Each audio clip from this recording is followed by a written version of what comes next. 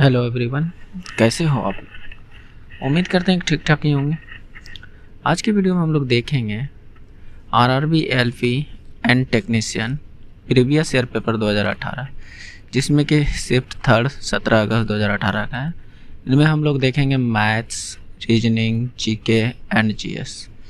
Total के total question देखेंगे। इसमें टोटल 75 क्वेश्चंस होते हैं। पहले वाले प्रीवियस ईयर में 75 क्वेश्चन होते थे, जिसमें कि हमने 30 क्वेश्चंस करा दिए थे इन पेपर का 17 अगस्त 2018 का। इसमें से 45 क्वेश्चन लगभग इसमें हम लोग करने वाले हैं, तो आप लोग बने रहिए और देखिए। ओके, चलिए नेक्स्ट क्वेश्चन को देखते हैं, शुरू करते हैं। ये कुछ इजी क्वेश्चन ही था, प्रीवियस ईयर का ही है, जो कि आप लोग देख सकते हैं।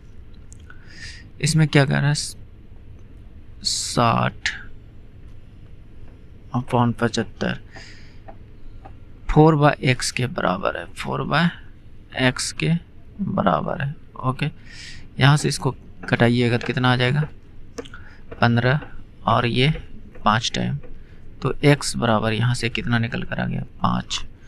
ये इजी क्वेश्चन ही है, हमने नहीं बनाया, ये पूछा हुआ क्वेश्चन है, वो हमने यहाँ पर लगाया। आप लोग क्वेश्चन जाकर चेक कर सकते हैं पीडीएफ डाउनलोड करके। Okay, next.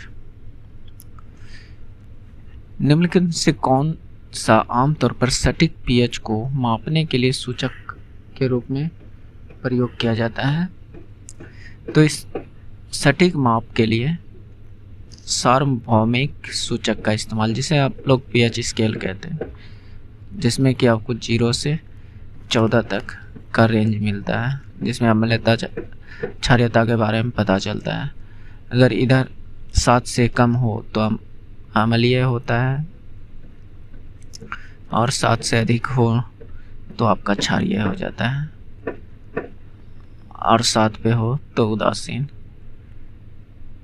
तो इसी को हम लोग सार्वभौमिक सूचक कहते हैं। ओके, जिससे हमें पीएच का सटीक माप पता चलता है। नेक्स्ट। ओके, इनमें से कह रहा है कि उस संख्या युग्म को चुनिए जो निम्नलिखित समूह से संबंधित नहीं है।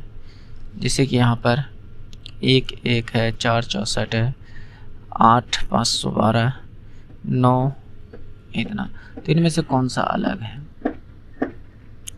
तो जैसे यहाँ पर देखिए 1 है, तो यहाँ पर 1 का स्क्वायर बोल सकते हैं या क्यूब बोल सकते हैं। जैसे यहाँ 4 है, तो यहाँ पे 4 का क्यूब है 64, है कि नहीं। यहाँ 8 है, तो 8 का क्यूब है 512। तो उसी तरह यहाँ 9 है, तो 9 का क्यूब 729 होना चाहिए था, जो कि यहाँ पर 719 है। तो इसका मतलब ये गलत है, यानी संबंधित नहीं है। Okay, next. देखिए, एक संख्या का 26% 65 है, तो वह संख्या क्या है। तो कोई संख्या है, मान लेते हैं कोई संख्या x है, इसका 26% बराबर जो है 65 है। तो x का वैल्यू यहाँ पर निकाल लीजिए, आपका आंसर हो जाएगा। हालांकि आप लोग इसे और भी अलग तरीके से कर सकते हैं।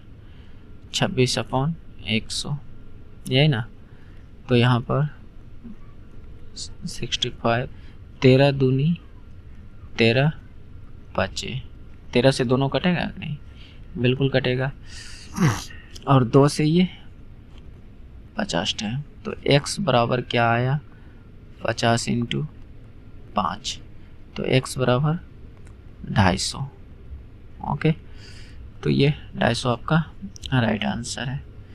ये सब इजी प्रश्न है, इसमें कुछ अच्छे भी प्रश्न हैं। ये सब प्रश्न हमने नहीं बनाया, सेम टू सेम पूछा हुआ क्वेश्चन है। नहीं तो आप 17 अगस्त 2018 का शिफ्ट थर्ड का पेपर लोड करके देख सकते हैं। शिफ्ट थर्ड का दिए गए विकल्प में से कौन सा क्रम 1, 5, 11, 19, 29 का स्वरूप है। इसका कहने का मतलब आप लोग f(x) के जगह पे रख कर देख सकते हैं कि कौन सा मान सूट करता है।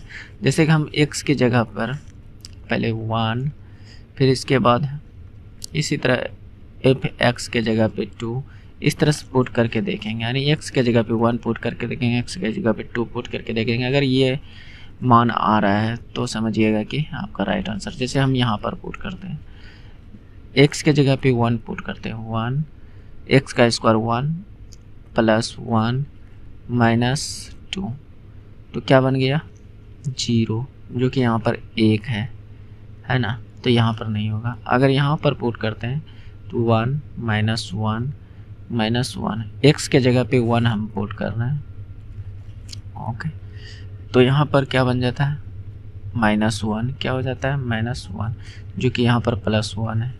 यहाँ पर भी काम नहीं हो रहा है। यहाँ पर अगर 1 पुट करते हैं तो 1 x का यानी 1 का स्क्वायर 1 प्लस 1 प्लस का 1, तो यहाँ पर 3 बन गया। ये भी गलत है कि नहीं, यहाँ पर 1, इसमें पुट करते हैं तो 1 प्लस 1 माइनस 1, x के जगह पे हमने 1 पुट किया है अभी, तो यहाँ से मेरा आंसर कितना निकल कर आया 1, है कि नहीं। ये कट गया तो बचा 1। अगर x के जगह पे 2 पुट करेंगे, एक मान तो निकल कर आ गया, 1 निकल कर आ गया। अगर 2 पुट करते हैं यहाँ पर तो x के जगह पे 2 पुट करेंगे तो कितना होगा 4 प्लस 2 माइनस 1, 4 2 6 माइनस 1 5, दूसरा मान भी आ गया 5। अगर 3 पुट करते हैं, क्या है x के जगह पे 3 पुट करते हैं माइनस, ओके, -1। अगर यहाँ पर 3 पुट करते हैं, 3 3 9 प्लस 3 माइनस 1, 9 3 12, 12 में 1 गया कितना है 11, तो यहाँ पर 11 भी है कि नहीं। क्रम से पुट करना कितने मान तक 1 2 3 4 5 तक, यानी f(x) 5 तक पुट करना है। बात समझ रहे, तो ये मान हमें सही आंसर दे रहा है, तो यही राइट आंसर है। ओके, नेक्स्ट,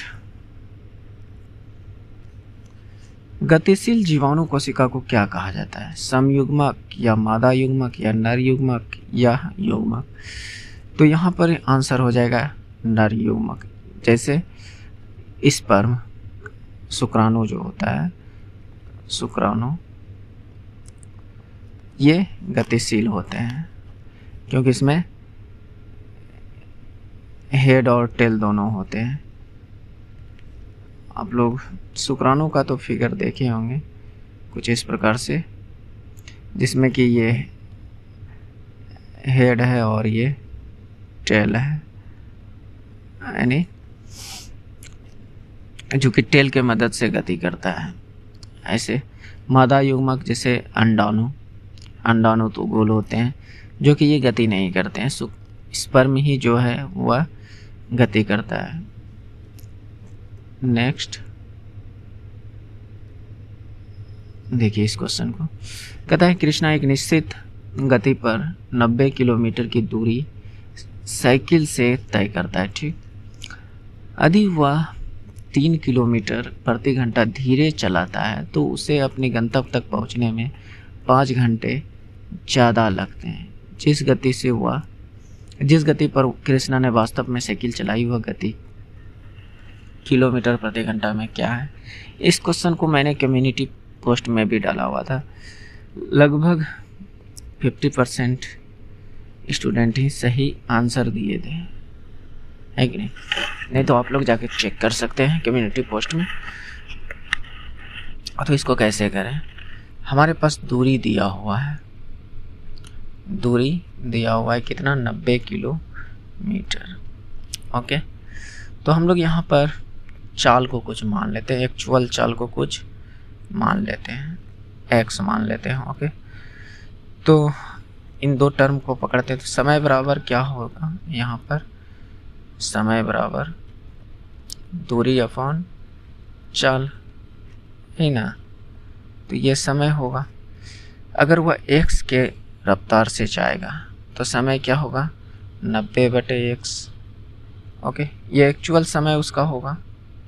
मेरा कहने का मतलब समझिएगा, ये उसका एक्चुअल समय होगा अगर वो अपनी x की चाल से चले तो। लेकिन वह 3 किलोमीटर धीरे चलता है, 3 किलोमीटर धीरे चलता है। चाल में वह 3 किलोमीटर कमी कर देता है, तो चाल अब क्या हो जाएगा x - 3, यही तो हो जाएगा, है कि नहीं, किलोमीटर पर आवर। तो अब समय जो है 5 घंटा ज़्यादा लगता है। पहले समय इतना लगता था, अब समय ये t1 मान लीजिए, ये t2, यानी समय दूसरा समय क्या लगेगा 90/x प्लस 5 घंटा, ये समय लगेगा। ये समय है दोस्त, देखिए समय बराबर दूरी बटे चाल। तो इसको लगाएंगे इस कॉन्सेप्ट को। ओके, तो दोनों साइड समय को बराबर कर देते हैं, 90/x प्लस 5 घंटा ये समय, और बाद में जो समय लगेगा यही दूरी को चलाने में, 90 किलोमीटर चलाने में बाद में जो समय लगेगा x - 3। ये भी समय और ये भी समय, दोनों साइड हमने समय को, टाइम को बराबर कर दिया। अब यहाँ से हम लोग कर सकते हैं कैसे, तो 90 प्लस 5x/x और इधर 90/x - 3, ये इतना हो जाएगा। चलिए इसको मैं थोड़ा सा छोटा करता हूँ, सॉरी।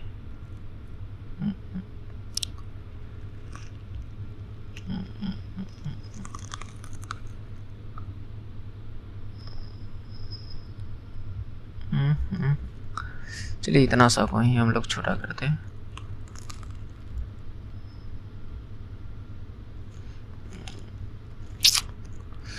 जल्दी छोटा होता नहीं है।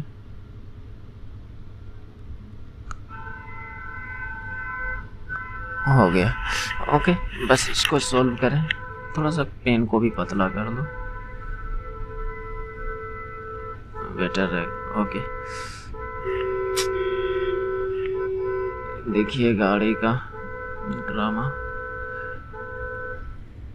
इतना हो गया। तो इसको सोल्व करें तो 13 को नहीं गुना करें तो 90x प्लस 5x², फिर -270, इसको 13 को नहीं गुना कर रहे हैं, यहाँ से यहाँ 270 - 15x, ये इसको 13 को नहीं गुना करें तो 90x। ओके, तो 90x ख़त्म, दोनों साइड प्लस में था, तो बचा क्या 5x² - 15x - 270, यही ना, कहीं हमने गलती तो नहीं किया, नहीं, ठीक है। तो ये बचा, या तो इसको और भी बराबर में 0 रख सकते हैं, और भी इसको कटा सकते हैं, 5 से सभी कट जाएंगे। जैसे 5 से अगर दोनों साइड भाग दे दें तो 5 से ये कट जाएगा, ये बच जाएगा x², इसको 5 से कटाइएगा तो -3x, इसको 5 से कटाइएगा तो 5 × 25 और बच गया 5 × 20, तो इतना 0, इतना हो गया, है कि नहीं। अब तो द्विघात समीकरण तो आप लोग निकालने जानते ही होंगे, है कि नहीं। इसको और मैं थोड़ा छोटा करूं, ओके,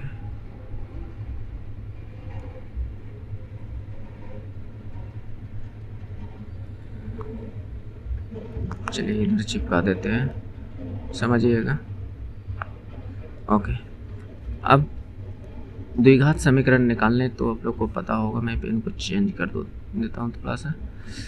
तो इसको कैसे तोड़ें, x² 54 है, 54 को हम कैसे तोड़ सकते हैं, 2 से 27 दूनी 3 से 9, 3 से 3 बार में इतना, 3 दूनी 6 और 3 तिया 9। ओके, हो गया काम। तो हम ऐसे लिख सकते हैं -9x प्लस 6x -54, यही ना, क्योंकि गुना करने पर इन दोनों का गुणनफल आ जाए, यानी AC का गुणनफल आ जाए, और जोड़ने घटाने पर यहाँ वाला बीच वाला आ जाए, यानी -3 आ जाए। तो -9 में +6 कीजिएगा तो -3 आ जाएगा। ओके, अब कॉमन ले लीजिए x, तो x -9, यहाँ से कॉमन क्या ले सकते हैं, 6 प्लस का 6, तो यहाँ पर x -9 तो बराबर में 0। तो यहाँ से x प्लस 6 एक इक्वेशन आया और दूसरा x -9, ये इसको सोल्व कीजिएगा तो x बराबर क्या आ जाएगा, -6, और इसको सोल्व कीजिएगा तो x बराबर प्लस का 9। तो माइनस वाला आंसर ले नहीं सकते हैं, प्लस वाला आंसर, तो ये आपका 9 राइट आंसर हो जाएगा। देखिए दोस्त, हमसे कराने से पहले आप लोग थोड़ा सा रोक कर क्या कीजिए, उससे आपको ज़्यादा बेनिफिट मिलेंगे। नेक्स्ट, यदि किसी वस्तु को एक वृत्त में घुमाया जाता है तो उस पर किया गया कार्य होता है। जैसे मान लीजिए ये वृत्त है, ये आपका वृत्त है, यहाँ पर कोई वस्तु है, इसको आपने घुमा कर यहीं पर ला दिया, तो कार्य W बराबर क्या होता है, F × S, यानी बल गुने विस्थापन, बल गुने विस्थापन। बगल में कोस थीटा भी लगा सकते हैं, ओके, लेकिन थीटा उठा अभी यहाँ पे नहीं भी लगाइएगा तो काम होगा। तो बल गुने विस्थापन, तो विस्थापित तो हुआ ही नहीं, एक चक्कर घुमाया तो यह फिर वस्तु यहीं पर आ गया, तो विस्थापन शून्य हो गया। बल कुछ भी हो, विस्थापन जैसे ही शून्य हो जाए तो कार्य क्या हो जाएगा, शून्य हो जाएगा। क्या हो जाएगा, शून्य। ओके, नेक्स्ट, ये बोर्ड मास का क्वेश्चन है। बोर्ड मास में सबसे पहले ब्रैकेट के अंदर का काम करेंगे। तो यहाँ पर देखिए, ये भी ब्रैकेट ही है और ये भी जो है ब्रैकेट ही है, बार ब्रैकेट यहाँ पर दिया हुआ है। तो यहाँ पर इसको अगर सॉल्व करें तो 27 माइनस 1, 27 में 1 जाएगा तो कितना बचेगा, 28 में -29 गया तो -1, और यहाँ पर माइनस पहले से भी है तो +1 बन जाएगा। तो 27 1 28, ये क्या बन गया, 28। इसका मतलब 26 में अब 28 घटेगा। क्या घटेगा, 28। तो यहाँ से ये इन दोनों से कितना आंसर आ जाएगा, -2। क्या होगा, -2, और पहले से यहाँ माइनस है तो माइनस माइनस प्लस, यानी 25 + 2 27, ये क्या बना, 27, 27 बन गया। तो 24 - 27, 24 - 27, यहाँ पर कितना हो जाएगा, 24 में 27 गया तो आपका यहाँ से -3, क्या आ जाएगा, -3। ओके, ये आपका राइट आंसर हो जाएगा। नेक्स्ट, बोर्ड मास का प्रश्न तो आप लोगों से गलती नहीं होना चाहिए दोस्त। चलिए यहाँ पर देखिए क्या हुआ है, इसका रिलेशन इससे है और इसका रिलेशन इससे है। कैसे, R से J गया है तो R यहाँ पर, J यहाँ पर, तो +2 ऐड हुआ है, +2, तो डॉलर से +2 ऐड कीजिए। डॉलर कहाँ पर है, यहाँ पर, यहाँ पर है, तो इसमें 2 1 2 ये Q आया, तो फर्स्ट अक्षर Q होना चाहिए। तो ये ऑप्शन नहीं हो सकता, ये ऑप्शन नहीं हो सकता, ये दोनों में से कोई आंसर होगा। ठीक है, हैशटैग से वाट तक गया है यहाँ पर, तो हैशटैग कहाँ था, हैशटैग यहाँ, इससे वाट 1 2 3 3 ऐड हुआ है, तो यहाँ से O में 3 ऐड कीजिए, 1 2 3, उसके बाद यानी QF, दोनों में QF है, अभी भी आंसर डिसाइड नहीं हो रहा है। स्टार से देखिए F तक गया है, स्टार से F तक, यहाँ स्टार है 1 2 3 4, तो J से 4 तक जाइए, 1 2 3 4, हैशटैग आएगा लास्ट में, स्टार यहाँ पर है, ये नहीं हो सकता, तो एक ही ऑप्शन यहाँ पर है। हालांकि अगर एक भी आंसर मिल जाता तो पूरा चेक नहीं करना पड़ता, तो इसका ऑप्शन नंबर ए राइट है। चलिए, ये मिरर वाला क्वेश्चन है। उस विकल्प का चयन कीजिए जो दिए गए शब्द के लिए सही दर्पण छवि को दर्शाता है। आकार को अनदेखा कीजिए। ठीक है, तो दर्पण छवि कहने का मतलब जस्ट उल्टा बनना चाहिए। जैसे मान लीजिए कि चलिए यहाँ पर देखिए वाई ज्यों का त्यों रहेगा, यहाँ पर है कि नहीं, जैसे यहाँ पर है उसी तरह पी उल्टा बन जाएगा, पी उल्टा बन जाएगा दोनों पी। ए जैसे का तैसे, एच जैसे का तैसा, क्योंकि ABCD में टोटल 11 अक्षर जो होते हैं सेम टू सेम बनते हैं। जैसे ए हो गया, एच हो गया, वाई हो गया, ये सेम टू सेम बनता है कैपिटल लेटर में। तो यहाँ पर देखिए ये दोनों सेम टू सेम है, तो यहाँ पर कहाँ इस तरह से फिगर किधर बना है, वाई पी पी यहाँ पर है, ये ऑप्शन नंबर 3 राइट है। हालांकि ये सब बना के नहीं, सिर्फ ऑप्शन से भी कर सकते हैं। जैसे यहाँ पर देखिए ये जल छवि बना है, पी का जल छवि है ना कि दर्पण छवि, तो ये तो गलत हो गया। यहाँ पी सीधा सीधा लिख दिया है तो ये नहीं हो सकता है। यहाँ पर भी पी को देखिए ऐसे कर दिया है, हालांकि वाई इधर होना चाहिए था, ये भी गलत। तो एक ही ऑप्शन है, ऑप्शन नंबर 3। Okay next. देखिए दोस्त, मेरी वॉइस में थोड़ा प्रॉब्लम आ सकती है क्योंकि हमें उतनी टेक्निकल नॉलेज नहीं है कि कैसे वॉइस को मैनेज किया जा सकता है।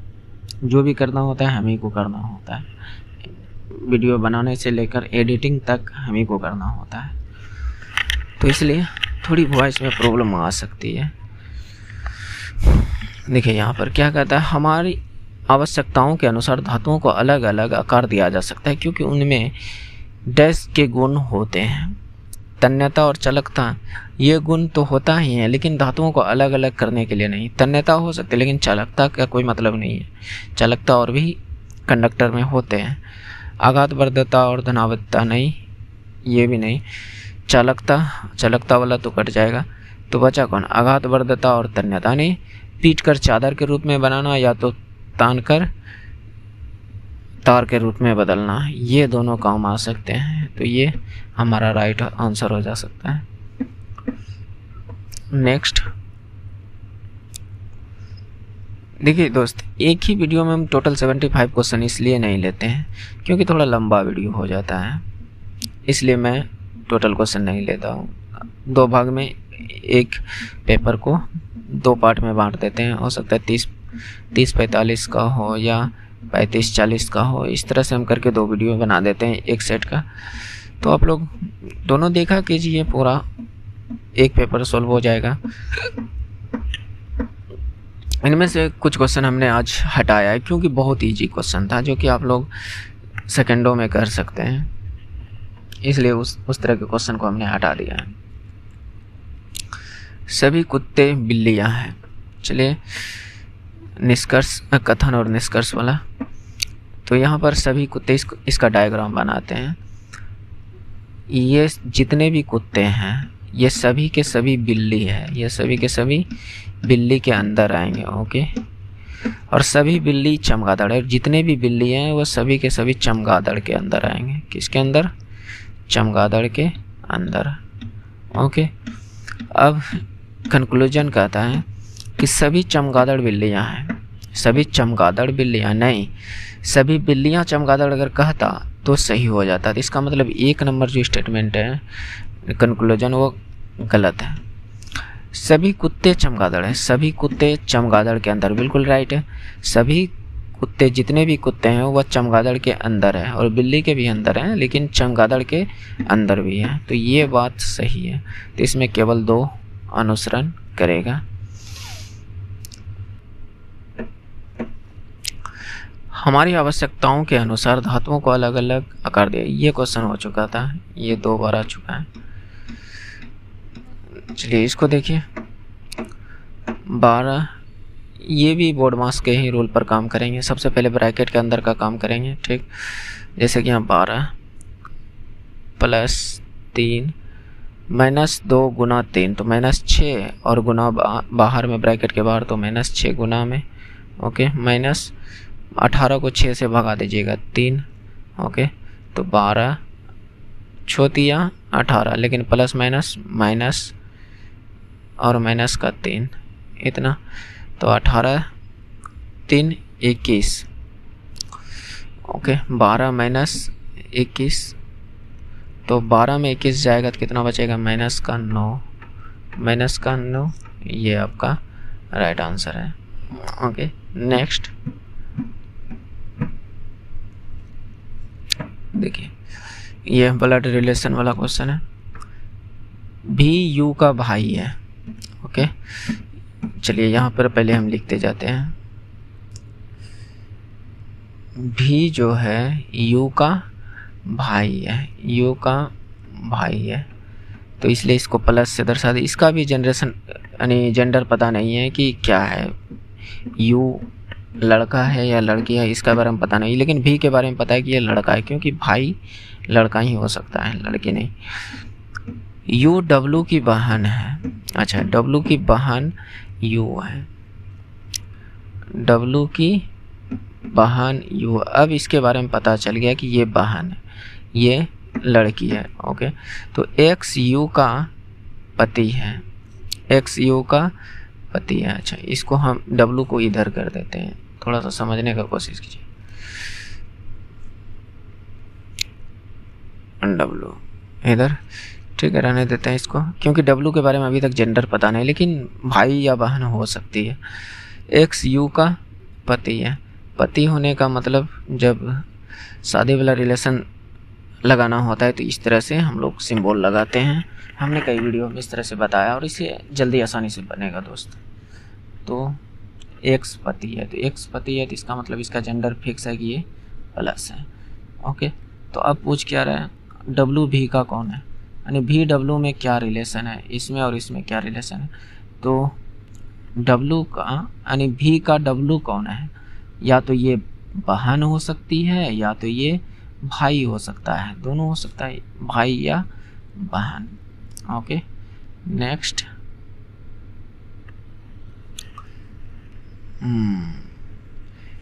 दी गई आकृति में केवल एक बार प्रयोग करके 3 समूह बनाए जा सकते हैं। यह समूह होंगे।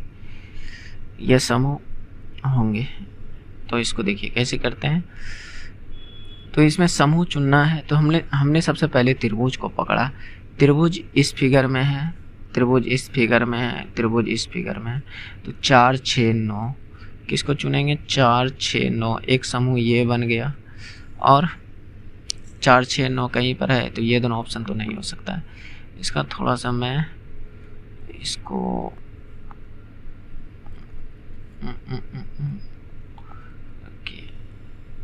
यहाँ पर है, एक ही ऑप्शन में लास्ट में 4 6 9 है, तो इस तरह से आप आसानी से एक ऑप्शन भी देखकर मार सकते, क्योंकि देखिए त्रिभुज को हमने पकड़ा तो 4 6 9 में ही सिर्फ त्रिभुज था।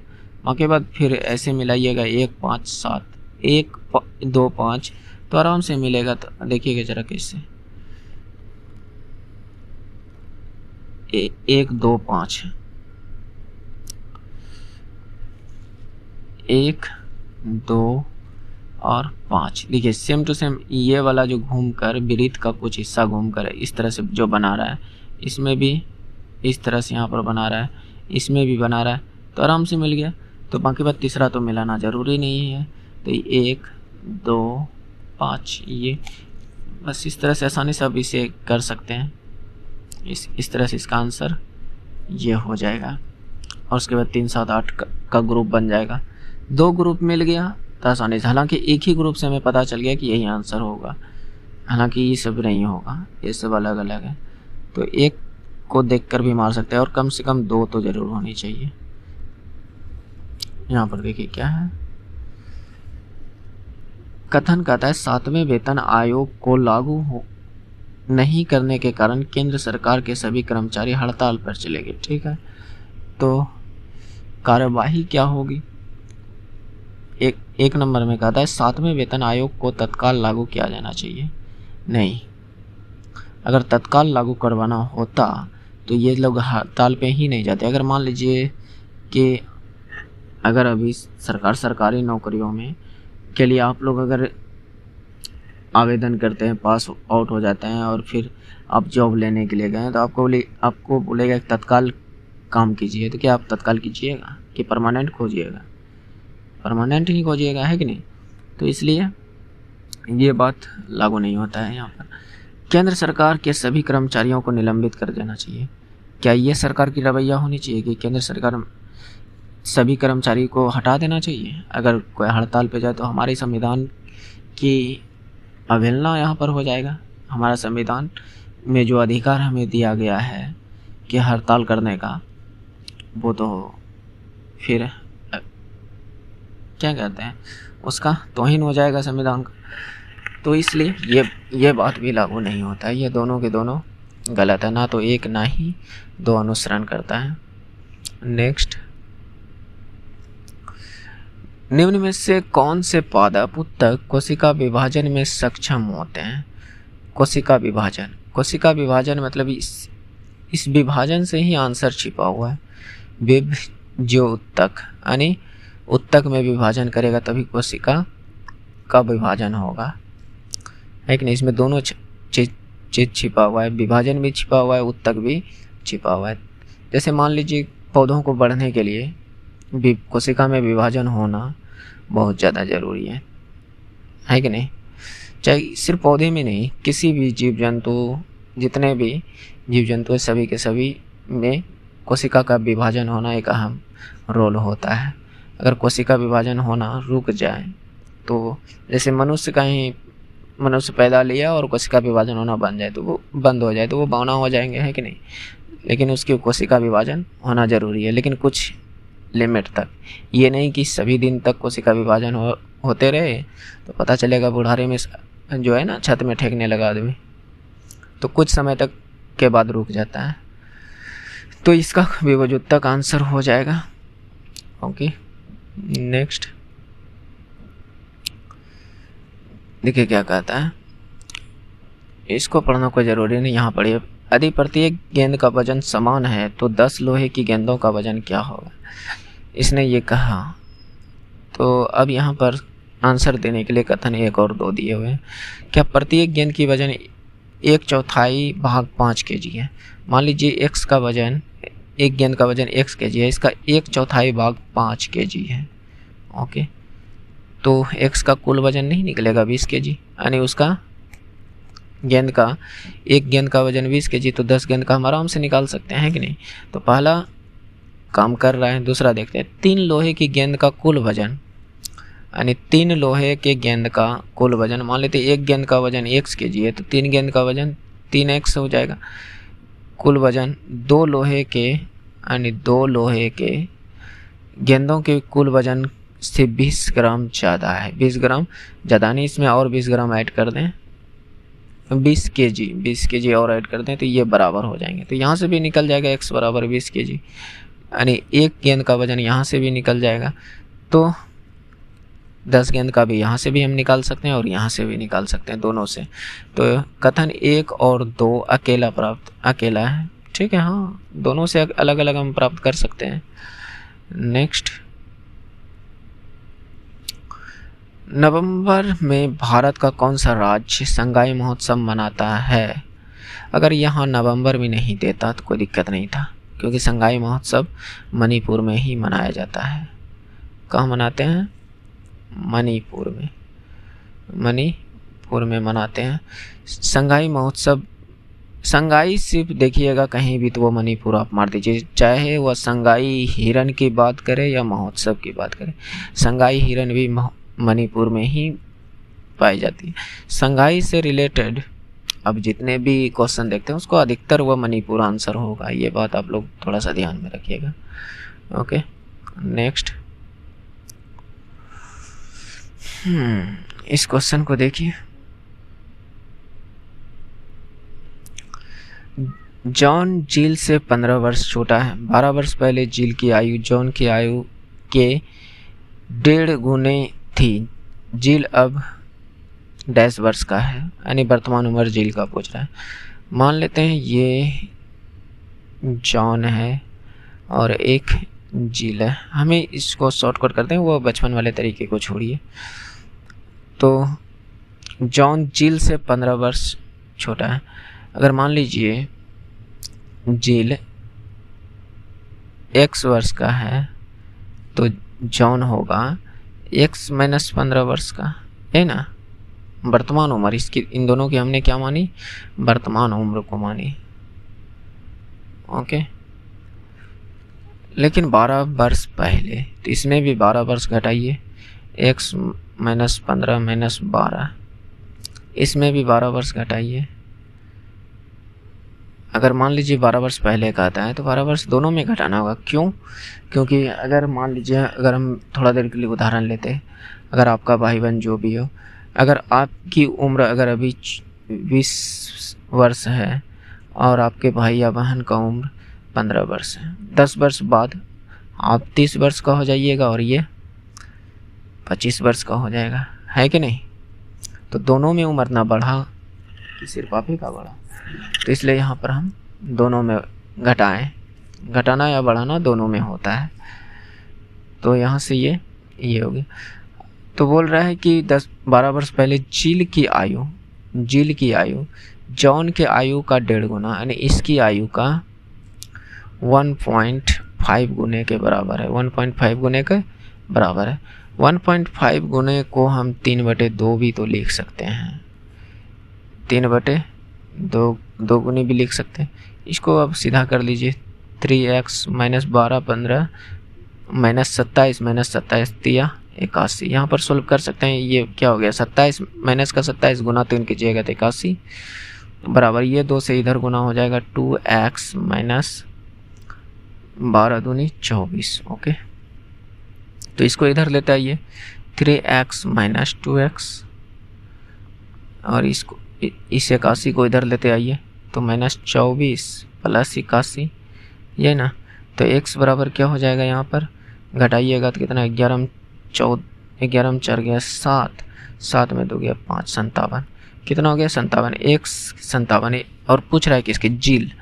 तो जील अब कितने वर्ष का है, तो जील की उम्र को हमने x माना है, वर्तमान उम्र कितनी माना है, ये। और ये जो है ये 12 वर्ष पहले है, क्या है, 12 वर्ष पहले की आयु है, 12 वर्ष पहले की आयु है। ओके, ये जो आयु देख रहे हैं वो 12 वर्ष पहले की दोनों की है। तो जील का पूछ रहा था, x का ही मान पूछ रहा है, तो ये 57। ओके, नेक्स्ट, ध्वनि निम्न में से क्या है। ध्वनि जो यांत्रिक तरंग है, ज्वारीय तरंग है, चुंबकीय तरंग है या पृष्ठीय तरंग है। तो ध्वनि यहाँ पर यांत्रिक तरंग है। किस तरह का तरंग है, यांत्रिक, क्योंकि ध्वनि जो गति करता है कुछ इस तरह से गति करता है ना, ये वेव के रूप में गति करता है, तो इसलिए ये यांत्रिक तरंग है। नेक्स्ट,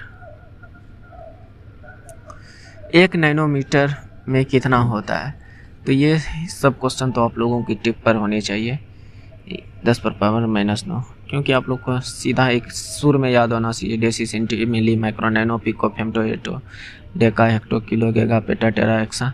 तो इस तरह से आप लोग को एक लय में याद होना चाहिए ताकि आप लोग आसानी से इसे कर सकते हैं, है कि नहीं। यहाँ पर क्या है, ABC अनुपात में इतना, यानी इसका रिलेशन इससे है, इसका रिलेशन इससे कराना है। कैसे कराएं, तो यहाँ पर आप प्लेस वैल्यू अगर याद रखते हैं तो ये सब क्वेश्चन आसानी से बन जाएगा, या उल्टा याद रखते हैं तब पर भी बनेगा।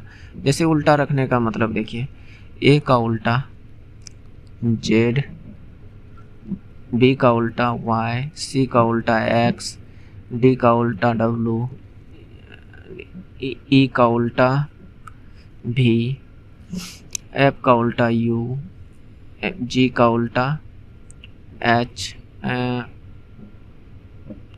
G T होता है, G का उल्टा T, H का उल्टा S, और I का उल्टा R,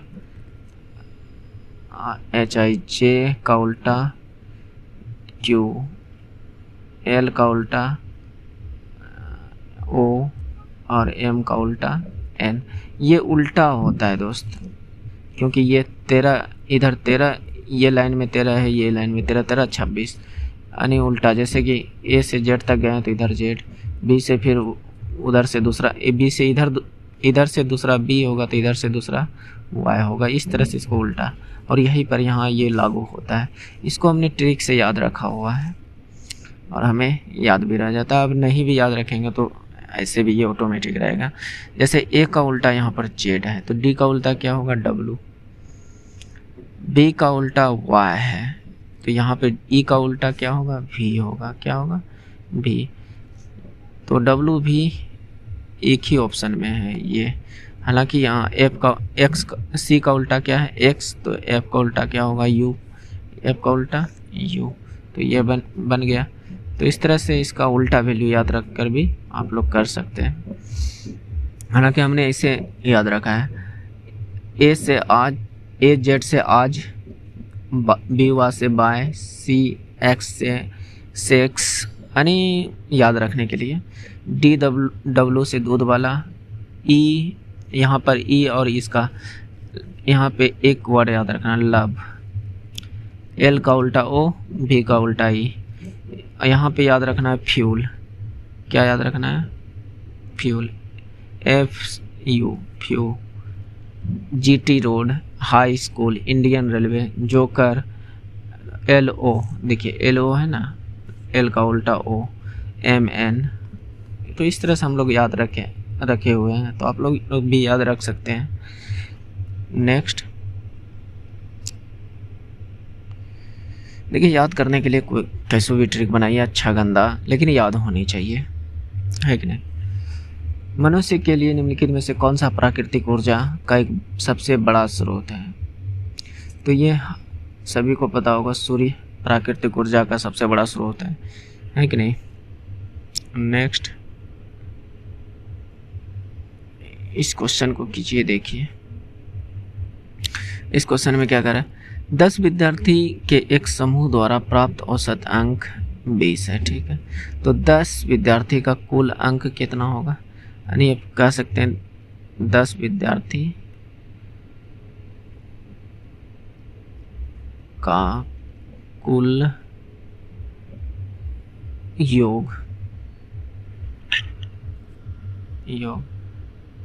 योग बराबर क्या होता है, औसत गुने दी गई संख्या, है कि नहीं।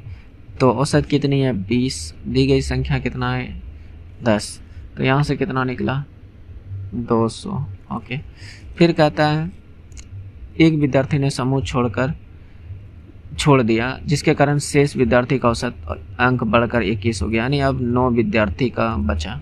तो 9 विद्यार्थी का कुल योग कितना होगा, औसत कितनी दी है 21, अब बचे कितने विद्यार्थी हैं 9 विद्यार्थी, तो यहाँ से कितना हो जाएगा 21 नंबर इतना, ये हो जाएगा।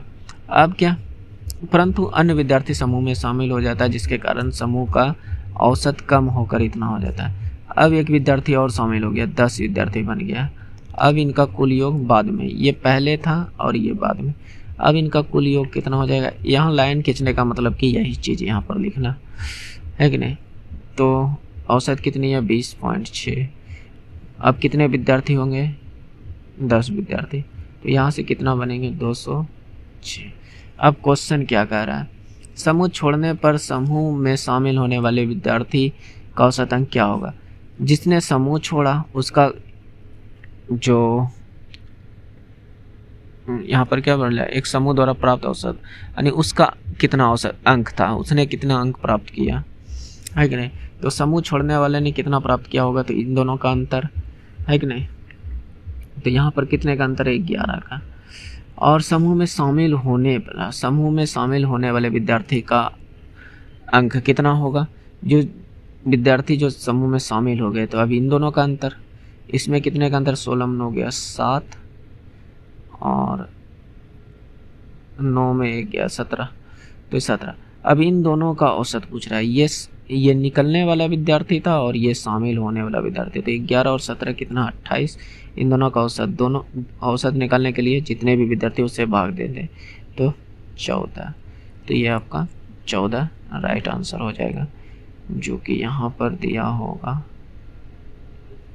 ओके, ये 14 आप लोग भी बनाकर ट्राई कीजिएगा। नेक्स्ट ये 2 बार हो गया है ये क्वेश्चन, चलिए इसको हटाइए। हाँ, प्रॉब्लम फिगर और इसका आंसर फिगर, ये मान लीजिए ए बी सी डी कौन सा होगा। तो यहाँ पर देखिए क्या हुआ है, ये पूरा फिगर है, इससे कुछ ना कुछ आकृति या लाइन हट गया है तो एक लाइन बचा, यहाँ से कुछ हटा तो ये बना, यहाँ से कुछ हटा तो यहाँ बना। फिर इसमें देखिए इस तरह से फिगर है तो इसमें कुछ जुड़ा तो ये बना, इसमें कुछ जुड़ा तो ये बना। फिर उसी तरह से ये लाइन है, इसमें कुछ जुड़ा है तो इस तरह से बना, इसमें और कुछ जुड़ेगा तो कुछ इस प्रकार से बन जाएगा, है कि नहीं। ये वाला एक्स्ट्रा पार्ट यहाँ पर जुटेगा, इसमें घट रहा था इसमें जुट रहा था, इसमें भी जोड़ना है, कुछ ना कुछ जोड़ना या घटाना है। तो ऑप्शन नंबर ये यहाँ पर राइट हो जाएगा। नेक्स्ट, एक द्विघात समीकरण के 2 मूल इतना है और इतना इतना इतना है, तो समीकरण पर इस प्रकार लिखा जा सकता है। तो यहाँ पर ऑप्शन के सहारे आप बना सकते हैं इसको। जैसे यहाँ पर इस ऑप्शन को लेते हैं 2x - 1 बराबर 0 और यहाँ पर 3x + 1 बराबर 0। तो इसको हल कीजिएगा तो x बराबर जो यहाँ से निकल कर आएगा, ये माइनस उठकर इधर आएंगे तो प्लस, ये 2 उठकर आएंगे तो नीचे 1/2, x बराबर 1/2 और यहाँ भी x बराबर 1/2 दिया है। दूसरा, यहाँ से इसको हल कीजिएगा तो x बराबर यहाँ से क्या, एक प्लस में तो इधर आएगा तो माइनस में और 3/3 यानी x बराबर -1/3। तो ये भी ऑप्शन एक यहाँ पर क्या लिया -1/3, तो यही ऑप्शन सूट कर रहा है। हालांकि सबको निकालिएगा तो नहीं निकलेगा, जैसे यहाँ पर प्लस है तो इधर माइनस आएगा, ये 2 नीचे उठ कर आएगा x बराबर, यहाँ पर ये माइनस है तो ये प्लस में आएगा और 3 नीचे आएगा, x बराबर 1/3 जो कि यहाँ पर नहीं लिखा होगा, x बराबर -1/3 है, यहाँ +1/3, ये ऑप्शन नहीं हो सकता। आप सभी को चेक कर सकते हैं, तो एक ही ऑप्शन यहाँ पर फिट हो रहा है, तो ये ऑप्शन नंबर ए राइट होगा। नेक्स्ट, गोलीय दर्पण की वक्रता केंद्र क्या होता है। जैसे ये मान लीजिए ये हम लोगों ने कोई गोलीय दर्पण बनाया, चाहे अवतल बनाइए चाहे उत्तल बनाइए, लेकिन ये जो केंद्र होता है ये गोलीय दर्पण का वक्रता केंद्र होता है कि नहीं। तो यहाँ पर ऑप्शन पर खोखले गोले का केंद्र होता है, ये गोला का ही तो गोलीय दर्पण गोला का ही तो भाग होता है। अगर मान लीजिए ये आपने ये दर्पण बनाया तो ये जो केंद्र है ये खोखला गोला का तो ही केंद्र है कि नहीं। वक्रता केंद्र क्या है, खोखले गोले का केंद्र होता है जिसका गोलीय दर्पण का एक भाग है। तो ये ऑप्शन नंबर ये राइट हो जाएगा। नेक्स्ट, यहाँ पर दूसरा ऑप्शन में उत्तल दर्पण का मुख्य अक्ष एक ऐसा बिंदु है जिसके प्रकाश किरण आपतित होता है। मुख्य अक्ष से आपतित होता है नहीं, तो ये ऑप्शन नहीं होगा। गोलीय दर्पण का मध्य बिंदु होता है, गोलीय दर्पण का मध्य बिंदु ये होता है, ना कि ये केंद्र होता है, तो ये भी गलत। ये मुख्य अक्ष का एक बिंदु होता है, मुख्य अक्ष का बिंदु है। मुख्य अक्ष का बिंदु को ध्रुव कहते हैं या पोल कहते हैं, ध्रुव या पोल कहते हैं, ना कि केंद्र कहते हैं। केंद्र इसको बोलते हैं सेंट्रॉइड। ये ओके, तो ऑप्शन नंबर ये यहाँ पर राइट हो जाएगा।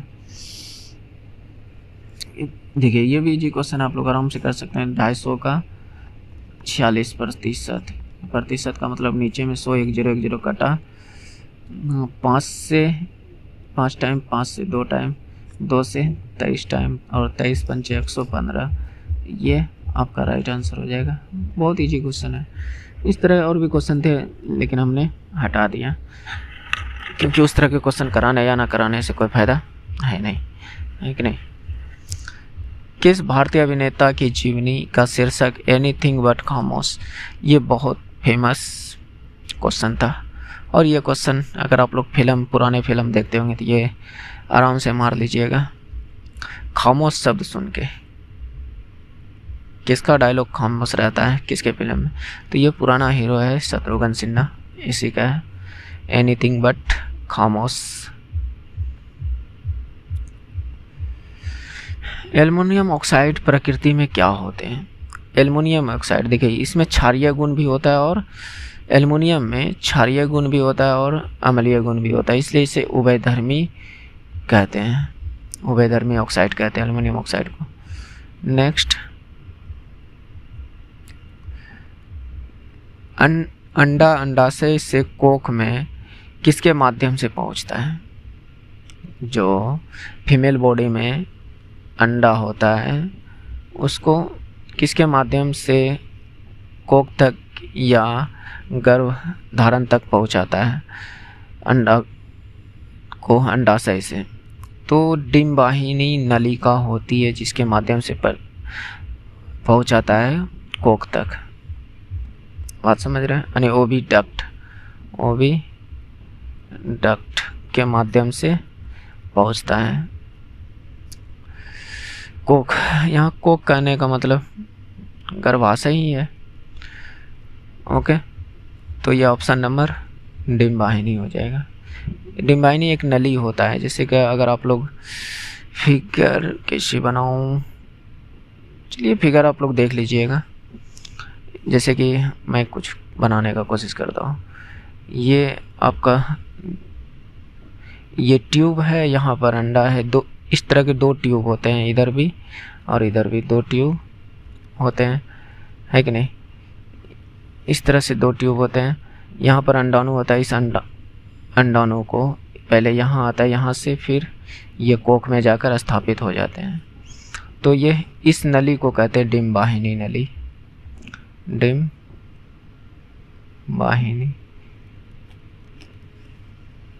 ओके, नेक्स्ट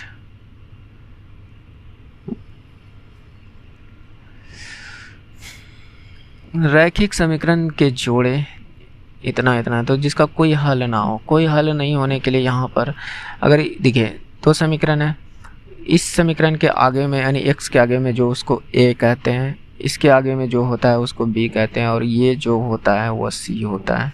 हालांकि इधर जाएगा तो -1 यहाँ पर बराबर में 0। ओके, तो लेकिन ये c है। अगर दोनों साइड बराबर में है तो इसको डायरेक्ट आप c मान सकते हैं। ये a1 होगा, इसके आगे में y के आगे में जो है b1 होगा, और ये जो है ये c1 होगा। तो यहाँ पर एक रूल होता है जिसका कोई हल ना हो तो उसके लिए a1/a2 = b1/b2 नॉट = c1/c2। तो ये दोनों को हमें लेना है। तो a1 कितना 3, a2 कितना p, b1 कितना, यहाँ पे इसके y के आगे में कुछ नहीं है तो इसका मतलब 1 है, और b ये b2 हो जाएगा। इसको 1 इधर 1 होता है, इधर a2 b2 c2, इधर b1 a1 b1 c1। इस तरह से आप इसको ले सकते हैं। तो यहाँ पर क्या होगा b2 के जगह पर क्या 2। तो अब p बराबर यहाँ से कितना आएगा, 13 को नहीं गुना कीजिएगा, p गुना 1 p ही हो जाएगा, और 3 दूनी 6, तो p बराबर 6 राइट आंसर हो जाएगा। नेक्स्ट, ये सब प्रश्न दोस्त 10th का ही था। इंदिरा पॉइंट भारत के दक्षिणतम बिंदु ग्रेट निकोबार द्वीप समूह के डैश सिरे पर स्थित है। तो ये दक्षिण सिरे पर स्थित है। ये जीके आप लोग पढ़कर याद रख सकते हैं। ये क्वेश्चन अच्छा क्वेश्चन है। इस क्वेश्चन को हमने टेस्ट सीरीज में देखा था। ओनली 20% लोग इस प्रश्न को बनाया था। ओके, आप लोग भी करने का कोशिश कीजिए वीडियो रोककर। एक गोलाकार कांच के पात्र का गला बेलनाकार है जो 7 सेंटीमीटर लंबा और व्यास में 4 सेंटीमीटर है। गोलाकार भाग का व्यास 21 सेंटीमीटर है। अब उसमें आने वाली पानी की मात्रा ज्ञात कीजिए। ये हुबहू 10th का प्रश्न है, नहीं तो आप लोग 10th का क्षेत्रमिति चैप्टर निकाल के देखिएगा। हो सकता है मान अलग हो, लेकिन इस तरह का हुबहू प्रश्न है 10th में। जैसे यहाँ पर ये घड़ा वाला सवाल था, ये है घड़ा, इसका जो गला है वह कुछ बेलना आकार का है। कैसा है? बेलना आकार का है, इस तरह का। तो इसका बोल रहा है कि इसमें टोटल पानी कितने आएंगे। तो यहाँ पर क्या है, एक बेलन है। तो आप यहाँ पर इसका कुल मात्रा अगर निकालना हो, कुल मात्रा निकालना हो तो क्या कीजिएगा, ये बेलन का आयतन लगाइएगा, बेलन का आयतन प्लस ये गोले का आयतन है कि नहीं, गोले का आयतन। ओके, तो बेलन का आयतन क्या होता है, πr² h, और गोले का आयतन 4/3 पाई r क्यूब, यही होता है। लेकिन हमें यहाँ पर दिया क्या क्या है, बेलना यानी गला जो बेलनाकार है जिसका 7 सेंटीमीटर लंबा है, यानी ये जो है ये 7 सेंटीमीटर है। ओके 7 सेंटीमीटर, और इसका व्यास 4 सेंटीमीटर है। ये इसका व्यास जो है ये यहाँ से यहाँ तक 4 सेंटीमीटर है। ओके ओके, फिर कहता है गोलाकार भाग का व्यास 21 सेंटीमीटर। ये जो गोला है इसका व्यास जो है वह 21 सेंटीमीटर है, 21 सेंटीमीटर। तो यहाँ पर बेलन की जो त्रिज्या बनेगा, बेलन का त्रिज्या को छोटे r मानते हैं, इधर मैं मानता हूँ बेलन का त्रिज्या जो बनेगा वह 2 सेंटीमीटर, क्योंकि व्यास दिया है 4 तो उसका आधा त्रिज्या न होता है। ऊंचाई ये जो लंबा बोल रहा है वो ऊंचाई है, यानी h जो है बेलन का वह 7 सेंटीमीटर है। ओके ये, और फिर यहाँ पर गोला है, गोली के त्रिज्या को हम बड़ी आर मान लेते हैं, बड़ी आर। तो यहाँ पर बड़ी आर का क्यूब, और जो कि 21 सेंटीमीटर दिया है तो त्रिज्या कितना, इसका आधा 21/2 सेंटीमीटर। बस यहाँ पर पुट कीजिए, आपका आंसर है 22/7 आर। कितना है बेलन का त्रिज्या कितना है 2 सेंटीमीटर, यानी 2 गुने 2 स्क्वायर है ना, इसलिए एच कितनी है 7, ये प्लस 4/3 गुना पाई का मान 22/7। हम यहाँ पर पाई को कॉमन ले भी सकते थे, लेकिन इसलिए नहीं लिया क्योंकि कटाने में भी यहाँ पर आसान होगा, है कि नहीं।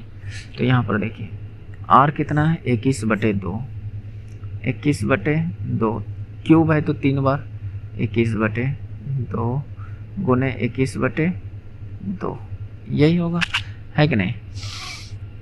मैं इसको थोड़ा सा छोटा कर दूं,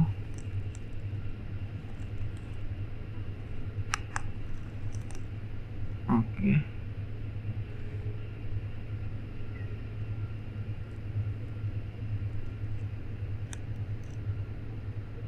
ओके, चलिए मैं इसको अब सोल्व करूं, पेन चेंज कर देते हैं। तो यहाँ से ये 7 कट गया, तो 2 दूनी 4 दूनी 8 11 88, यहाँ पर कितना आया 88। इसको गुना 22 गुना 2 गुना 4 2 गुना करेंगे तो 88, प्लस इसको कटाते हैं 7 दिया 21 तो 21 खत्म, 2 दूनी 4 4 खत्म, 2 से ये 11 टाइम, तो 21 गुना 21 441 गुना 11, 11 से गुना करने का रूल तो बताए ही थे, 1 5 8 4। उसके बाद ये तो हो ही गया, इससे गुना 11 से एक लाइन में गुना हो जाएगा।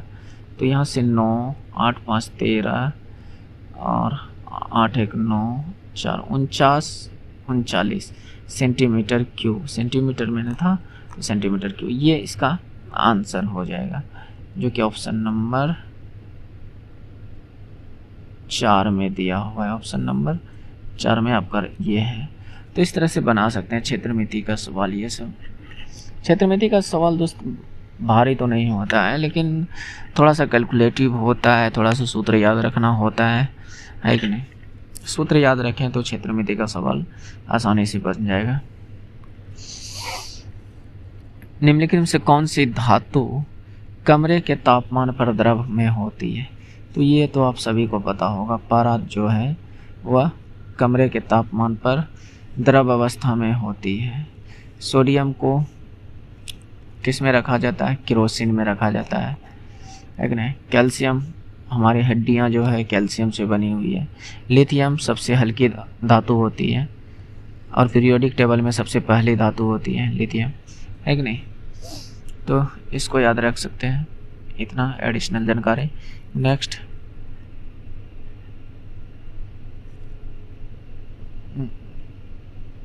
ओके, ये टोटल क्वेश्चन थे जिसमें कि लगभग 40 क्वेश्चन था।